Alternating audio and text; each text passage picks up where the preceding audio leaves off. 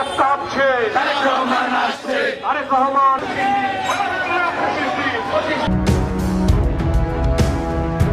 অপরূপ TV online. Tarique রহমানের স্বদেশ প্রত্যাবর্তন উপলক্ষে নওগাঁয় স্বাগত মিছিল।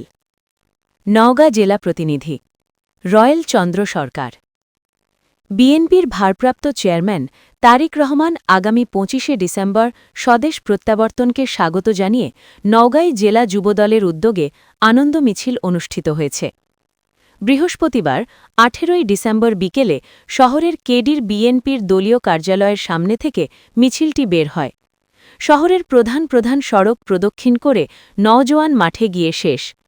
এ সময় উপস্থিত ছিলেন নওগাঁ ৫ সদর আসনের বিএনপির প্রার্থী জাহিদুল ইসলাম ধলু, নওগাঁ জেলা যুবদলের আহ্বায়ক মাসুদ হায়দার টিপু, সদস্য সচিব রুহুল আমিন মুক্তার ও যুগ্ম আহ্বায়ক রওশন উল ইসলাম, দেওয়ান মুস্তাকিম আহমেদ নিপু, রুবেল হোসেন, নওগাঁ পৌর যুবদলের যুগ্ম আহ্বায়ক মাহমুদ খন্দকার ডলার, রিপন কুমার মণ্ডল, শামিনুর রহমান শামীম, সঞ্জয় কুমার দাস, কবির আলম লিটন, এসএম শাহরাজ সনি, তান্না জামান, আবিদ রেজা সাবু, সদর উপজেলা যুবদলের জহুরুল ইসলাম শ্যামল, আবু হাসান, সাইদুর ইসলাম বাঘা শাহানুর রহমান, এহতে শামুল হক নোমান, মামুনুর রশিদ, কাজল সহ জেলা যুবদল, পৌর যুবদল ও সদর থানা যুবদলের বিভিন্ন পর্যায়ের নেতাকর্মীরা।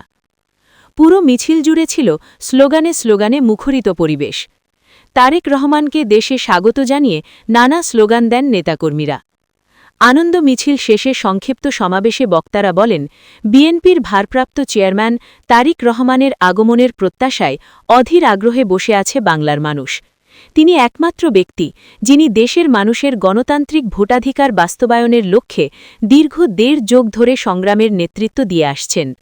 তার নেতৃত্বে আগামীর বাংলাদেশ এগিয়ে যাবে। থেকে সকল নেতাকর্মীকে আগামী ২৫ তারিখের আগেই ঢাকাতে অবস্থান করার জন্য অনুরোধ জানিয়ে বাংলাদেশ সেদিন ২৫শে ডিসেম্বর সারা দেশ প্রকম্পিত হবে। মানুষ নতুন একটি স্বপ্ন নিয়ে মাঠে দাঁড়াবে, নতুন একটি স্বপ্ন নিয়ে ঢাকায়। অপরূপ টিভি অনলাইন।